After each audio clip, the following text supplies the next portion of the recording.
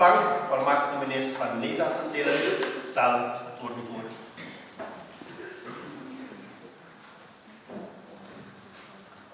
Dank u wel, meneer Severina. Bon dia, dames en caballeros.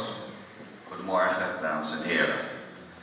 In de afgelopen 10 dagen zijn er 2 heel belangrijke dingen gebeurd voor de Nederlandse Antillen, voor onze Antillianen.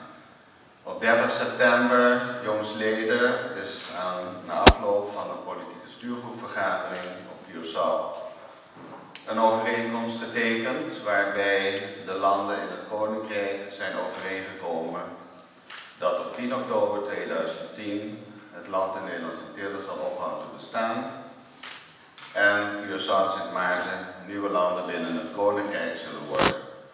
Dat is dus precies een jaar van vandaag. Er moet nog veel werk gebeuren in die tijd, maar bij iedereen bestaat de wil om inderdaad volgend jaar op 10 oktober, op deze datum, te komen tot ontbinding van de Antillen en de creëring van de nieuwe landen. Verder lokaal in Nederland is op 2 oktober het kabinetsbeleid Antilliaans-Nederlandse probleemjongeren vanaf 2010 verschenen. Er is al het een en ander door mijn voorgangers over gezegd, dus ik hoop niet dat ik te veel in herhaling val. Ik wil nog even wat hoofdpunten doornemen. Allereerst, voor wie is dit Antillianenbeleid bestemd? Het gaat hier om Antilliaans-Nederlandse jongeren in Nederland, die worden gerekend tot voortijdige schoolverlaters. Dat zouden er 300 in het voortgezet onderwijs en 900 op mbo-niveau zijn. Jongeren zonder werk, 2000 en zo'n 3300 jongeren die in de criminele sfeer zitten. De grote thema's van het beleid zijn dus criminaliteit, werkloosheid en voortijdig schooluitval. Gelukkig zijn de criminaliteitscijfers sinds 2004 in absolute zin afgenomen. Maar er is nog steeds sprake van oververtegenwoordiging van de Antilliaans-Nederlandse jongeren. Waarbij de kanttekening gemaakt moet worden dat sinds 2000 de jaarlijkse immigratie afneemt. En vanaf 2003 zelfs de migratiesaldo negatief is geworden. Als we naar de redenen zoeken voor de oververtegenwoordiging in de criminaliteit, schooluitval en werkloosheid, dan gaat het erom dat de meeste Antilliaanse jongeren uit deze groep in een sociaal-economisch achtergestelde positie verkeren. Daarbij kan gedacht worden aan instabiele gezinssituaties, armoede, tienerzwangerschappen, laag opleidingsniveau, geen realistisch zelfbeeld, onvoldoende taalbeheersing, schulden en onvoldoende vertrouwde hulpverlening. En met name ook een onvoorbereide komst naar Nederland. Daarnaast heeft een aantal van deze jongeren ook psychische problemen. Het Nederlandse jeugdbeleid sluit vaak niet goed aan op deze problematiek. En met name ook door interculturele verschillen. Het beleid kondigt voor zijn afbouw aan die vanaf 2014 tot 2017 zal plaatsvinden. Waarvoor als een van de redenen wordt aangevoerd de staatkundige veranderingen binnen het Koninkrijk, waar ik dus zo net al aan refereerde. Hulpverlening kan steeds meer bij reguliere instanties worden ondergebracht, waarbij de afgelopen jaren goede resultaten zijn geboekt. In verband met die staatkundige herstructurering zou ik wel even nog een ander punt onder uw aandacht willen brengen.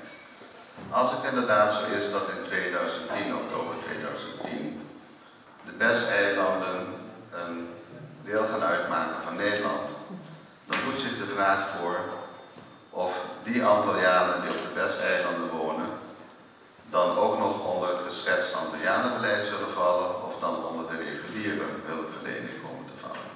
Dat is misschien een vraag die vandaag ook ter sprake kan komen.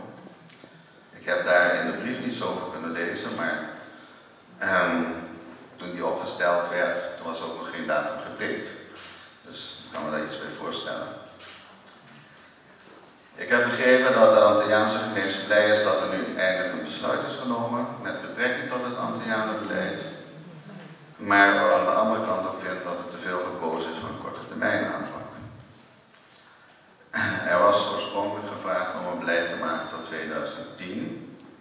gebaseerd op het rapport van de taskforce.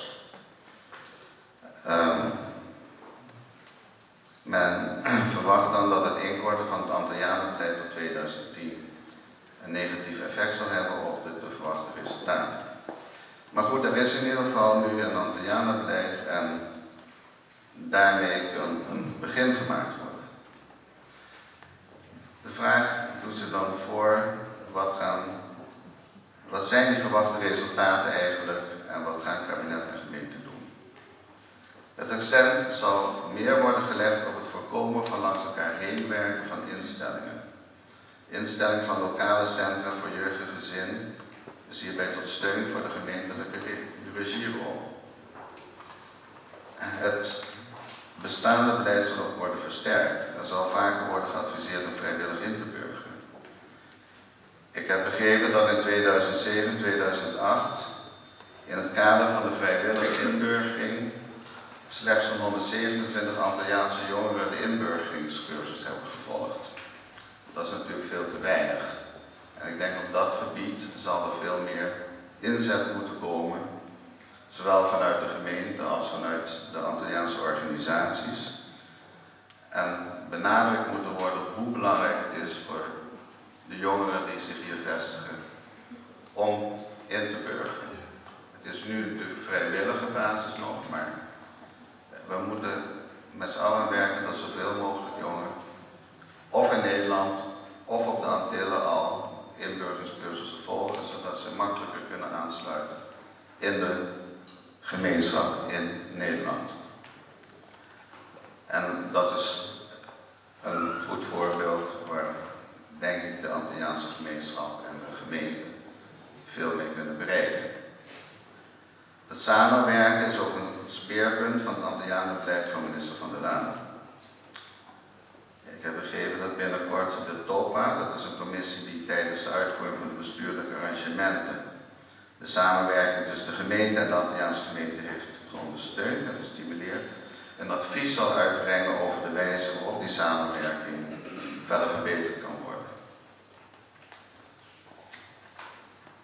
Voor de samenwerking met de Nederlandse Antillen, na verandering van de staatkundige structuur, geloof ik niet dat er echt veel veranderd hoeft te worden. Die staatkundige structuur betreft meer een interne wijziging van het bestuursniveau, waarbij één bestuurslaag komt te vervallen. Mogelijk kan het wel in die zin verbetering brengen dat er direct met bepaalde eilandse besturen afspraken gemaakt kunnen worden.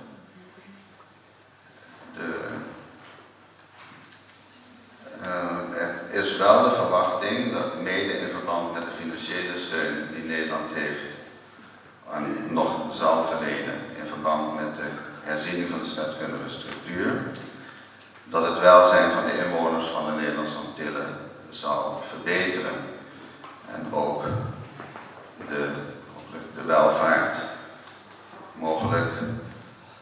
Maar of we daaruit kunnen concluderen dat in de toekomst dan ook minder Antilliaanse jongeren naar Nederland zullen komen, dat zouden we nu nog niet kunnen vaststellen. De responsabiliteit compartie. Dat is een papiamense benaming voor gedeelde verantwoordelijkheid.